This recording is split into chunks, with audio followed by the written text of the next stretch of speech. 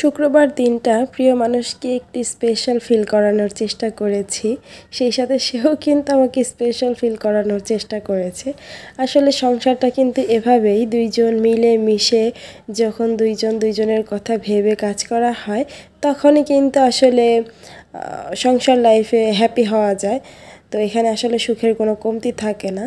তবে স্বার্থপরের মতো যদি নিজের চিন্তা করা হয়, সেই সংসারে কিন্তু আসলে কখনোই প্রকৃতপক্ষে সুখ আসে না। তো আলহামদুলিল্লাহ সব কিছুর জন্য। আসসালামু আলাইকুম, কেমন আছেন আমার প্রিয় অপরা? আশা করি আল্লাহর রহমতে সবাই অনেক অনেক ভালো আছেন এবং কি সুস্থ আছেন। আপনাদের সবার সুস্বাস্থ্য কামনা করে আজকে নতুন আরও একটি ভিডিও শেয়ার করতে যাচ্ছি। আশা করি আজকের ভিডিওটি আপনাদের সবার কাছে অনেক বেশি ভালো লাগবে। আজকের ভিডিওটা হচ্ছে শুক্রবার দিন সকালবেলা থেকেই মূলত ভিডিওটা শুরু করেছি। সকালবেলা আমাদের সবারই ঘুম থেকে ওঠার কথা ছিল, মানে একটু ভোরেই, কারণ যেন সকালে নাস্তা খাওয়াতে দেরি না হয়ে যায়। সকালে নাস্তা খাওয়াতে যদি দেরি হয়ে যায় তাহলে কিন্তু সংসারের সমস্ত কাজে অনেক বেশি দেরি হয়ে যায়।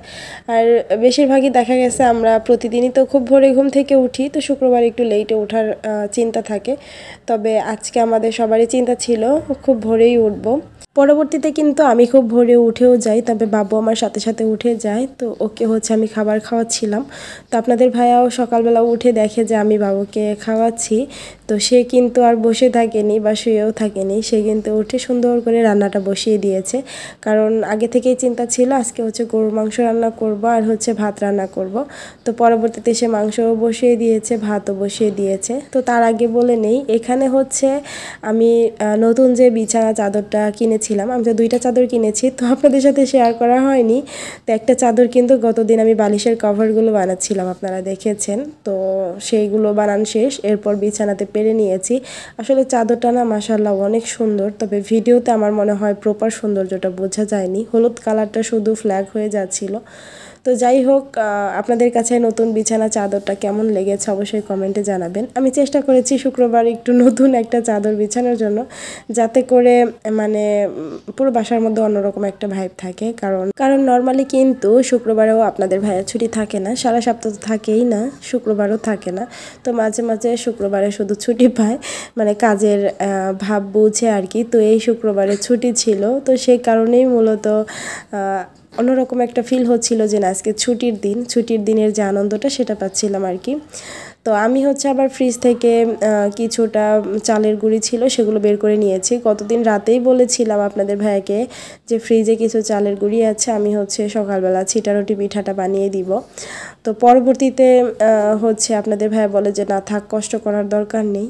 তো পরবর্তীতে দেখলাম যে না, সে সকালবেলা ঘুম থেকে উঠে সে মানে আমি যেহেতু বাবুকে সামলাচ্ছিলাম, তো নিজের কষ্টের কথা চিন্তা না করে সে রান্না বাড়া বসিয়ে দিয়েছে। তো আমি আর কেন নিজের কষ্টের কথা চিন্তা করব, তো আমিও হচ্ছে তাকে একটু খুশি করার জন্য পিঠাটা বানিয়ে নিই। যদিও সে ভাতটাও বসিয়ে দিয়েছিল যাতে করে আমি পিঠাটা না বানাই, তারপরেও কিন্তু আমি বানিয়েছি যে না থাক, পিঠা খাওয়ার পরে যদি মনে চায় সে ভাত খাবে, নয়তো বা পিঠাই খাবে আর কি। আর হ্যাঁ, অনেক আপুরাই ভাবতে পারেন ভাইয়া তো ডায়েট করে, তাহলে সে পিঠা কী করে খাবে। আসলে আমি মাঝে মাঝে যদি একটু রিকোয়েস্ট করি স্পেশাল কোনো কিছু রান্নাবাড়া হয়, তাহলে কিন্তু আপনাদের ভাইয়া মানে ডায়েটের বাহিরে গিয়েও টুকটাক কিছু খাওয়া দাওয়া করে।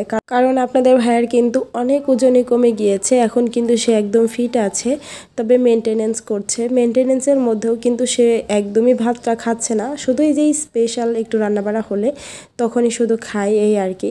যেমন আজকে হচ্ছে সকালে খেয়েছে, দুপুরে খেয়েছে, তবে রাতে কিন্তু আর কিছুই খায়নি, আর পুরো সপ্তাহ কিন্তু কিছুই খাবে না। যদি পরের শুক্রবার স্পেশাল কিছু করা হয় তাহলে খাবে, আর নয়তো বা সে কিন্তু একদমই খাবে না। আবার দেখা গেছে এর মাঝে মাঝেও কিন্তু সে অলরেডি রোজাও রাখে। তো সব কিছু মিলিয়েই হচ্ছে তার ডায়েটটাও চলছে ডায়েটের জায়গাতেই। তো যাই হোক, ছিটারুটি পিঠাটা কার কার অঞ্চলে কী নামে চিনেন বা কে কে খেয়েছেন কমেন্টে জানাবেন।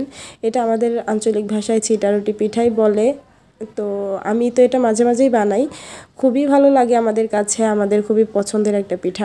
সবথেকে বড় কথা হচ্ছে এই পিঠাটা খুবই সহজে হয়ে যায় আর খুবই অল্প সময়ে হয়, মানে এই পিঠাটা নষ্ট হওয়ার কোনো চান্সই থাকে না। সে কারণে দেখা গেছে আরও বেশি বানানো হয় আমাদের। তো এই তো আপনাদের ভাইয়ের হাতের ধোয়া ওঠা গরম গরম গরুর মাংস আর হচ্ছে আমার হাতের তৈরি গরম গরম পিঠা, সব কিছু মিলিয়ে আমাদের সকালের নাস্তাটা আলহামদুলিল্লাহ। এখন আপুদের মনে প্রশ্ন আসতে পারে যে ভাইয়া তো রেগুলারই রান্নাবাড়া করে, তাহলে আজকে নতুন করে রান্নার কি আছে। আসলে আপুরা ঈদের পর থেকে কিন্তু মানে ঈদ করে নিজের বাসাতে আসার পর থেকে কিন্তু আমি আপনাদের ভাইকে রান্নাবাড়া করতে দেই না। গতানুগতিকভাবে আমি নিজেই রান্নাবাড়া করি, সংসারের সমস্ত কাজকর্ম করি। যেহেতু আমি আগে অসুস্থ ছিলাম সে কারণে সে রান্নাবাড়ার দায়িত্বটা নিয়েছিল, একদমই আমি করতাম না। তবে এখন কিন্তু তাকে একদমই করতে দেই না, শুধুমাত্র আমার যখন একটু কষ্ট হয়ে যায় বা একটু হেল্প করা প্রয়োজন বা আমি একটু বলি তখন করে, তাছাড়া কিন্তু তাকে কোনো সুযোগই দেই না কিচেনে ঢোকার। তো সেই জায়গা থেকে আজকে সে বলতে গেলে বেশ অনেক দিন পরেই রান্না করেছে, আর সে কারণেই কিন্তু রান্নাটা আমাদের সবার কাছে অনেক বেশি স্পেশাল আর কি। এটাই আসলে আমাদের সংসার জীবনে যদি আমরা একে অপরের চিন্তা করি, একে অপরের কষ্টটা ভাগাভাগি করে নিই, তাহলে কিন্তু আসলে সংসার জীবনটা অনেক বেশি সুখের হয়ে যায়। তবে দুঃখজনকভাবে সবার তো আসলে মনের মতো লাইফ পার্টনার মানে পড়ে না, দেখা গেছে তাদের কথা চিন্তা করলে আসলে অনেক কষ্ট লাগে। তো আসলে আল্লাহর কাছে একটাই দোয়া করব যে সব আপুদের মানে লাইফ অনেক সহজ করে দাও, তাদের সবারই জীবন সুখ শান্তিতে ভরপুর করে দাও। কারণ আপুদের অনেক অনেক কমেন্ট পাই আমি যে তাদের সংসার জীবনে অনেক কষ্টের কথা আমাকে লিখে, তো এই সব বিষয়গুলো যখন মনে পড়ে তখন খুবই খারাপ লাগে। তো অনেক আপুরে আমাকে বলে যে আপু তুমি এইসব বিষয়ে দেখিও না বা বলিও না, তাহলে অনেকের নজর লেগে যাবে। আমি কিন্তু ওইরকমভাবে এত বেশি দেখাই না বা বলি না, তবে মাঝে মাঝে কিন্তু ভিডিও পারপাসে চলেই আসে। তো আমি রোজাকে খাইয়ে দিতে চেয়েছিলাম, আমার মেয়েটাও বলছিল যে না সে আজকে হাত দিয়ে খাবে, আর সে কিন্তু হাত দিয়েই খেয়েছিল। তো আলহামদুলিল্লাহ সব কিছুর জন্য দেখতে দেখতে মেয়েটা আমার বড় হয়ে যাচ্ছে। আর রোজার চুলগুলো তো আপনারা সবসময়ই খুব বেশি পছন্দ করেন, মাশাআল্লাহ বলবেন সবাই। ওর চুলগুলো আসলেই খুবই সুন্দর। তবে এই চুলের ভিডিওটা আমি যখন করেছিলাম সেই সময় কিন্তু অলমোস্ট প্রায় 15 দিনের মতো হয়ে গিয়েছিল, ওর চুলে কোনো তেলই ইউজ করা হয়নি। যদি আমি তেল দিয়ে তারপর শ্যাম্পু করে ভিডিওটা শ্যুট করতাম, মাশাআল্লাহ দিলে চুলগুলো কিন্তু আরও স্মুথ সিল্কি মনে হতো। তো তারপরও কিন্তু রোজার চুলগুলো মাশাআল্লাহ খুবই সুন্দর। রোজার চুলগুলো নিয়েই কিন্তু বিভিন্ন সময় আমি আপনাদের প্রশ্ন পেয়ে থাকি যে আমি কি ইউজ করি, কিভাবে টেক কেয়ার করি, কিভাবে যত্ন নেই। আর সেই জায়গা থেকেই কিন্তু আমার এই তেল নিয়ে নতুন বিজনেস করার যে আইডিয়াটা সেটা মাথায় আসে আর কি। তো ভাবলাম অনেক আপুরাই যেহেতু এখন চুল পড়ার সমস্যায় ভুগছে, তাহলে আমি কেননা যেহেতু জানি, তো আপুদের জন্য একটা হোমমেড অর্গানিক হেয়ার অয়েল তৈরি করে ফেলি। আর আপুরা নিতে পারবে, মানে যাদের যাদের চুলে সমস্যা আছে তারা কিন্তু চাইলে এই তেলটা নিতে পারবে।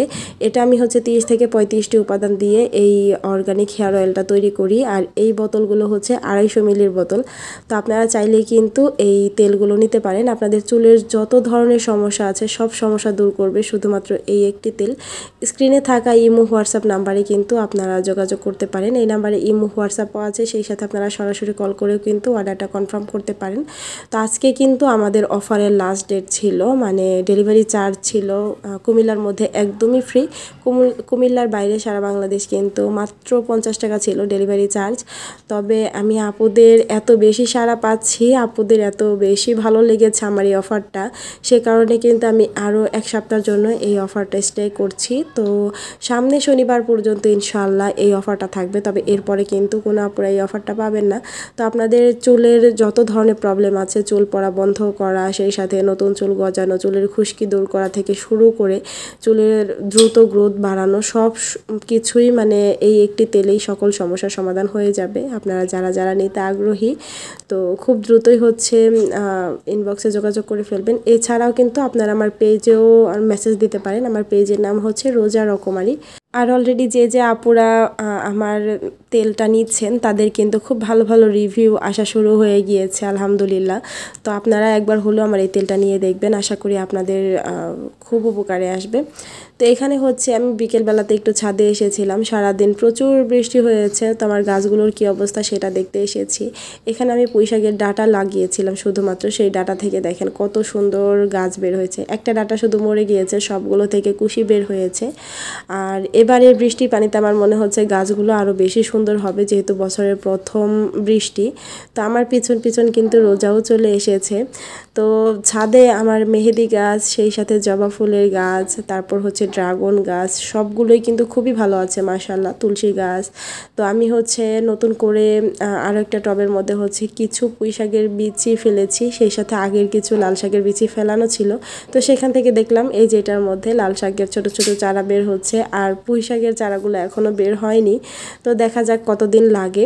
চিন্তা করেছি ছাদে আর কোনো কিছু হোক বা না হোক, পুঁই শাক দিয়ে একদম ভরিয়ে ফেলবো, যাতে করে পুঁই শাক আর কিনতে না হয়, মন চাইলেই যেন এখান থেকে ভরপুর নিয়ে খেতে পারি আলহামদুলিল্লাহ।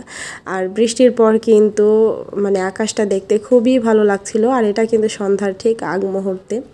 বাহিরের পরিবেশটা কিন্তু খুবই ঠান্ডা, একদম স্নিগ্ধ একটা আবহাওয়া ছিল, মানে ছাদে এসে খুবই ভালো লাগছিল। আর রোজাও বাসা থেকে ছাদে এসে খুবই খুশি, ও তো অলরেডি পানি দিয়ে খেলা করছে, তবে ঠান্ডা লেগে গেছে ওরও, সেই সাথে আমারও, সে কারণে ওকে নিয়ে দ্রুত বাসায় চলে যাব। আজকের ভিডিওর ভয়েসটা সুভানা বেবিকে আমার পাশে নিয়েই দিচ্ছিলাম, সে কারণে ওর হয়তো বা অনেক বেশি নয়েজ পেয়ে গিয়েছেন। তো আজকের ভিডিওটা থেকে এখানে বিদায় নিয়ে নিচ্ছি, সবাই ভালো থাকবেন, আল্লাহ হাফেজ।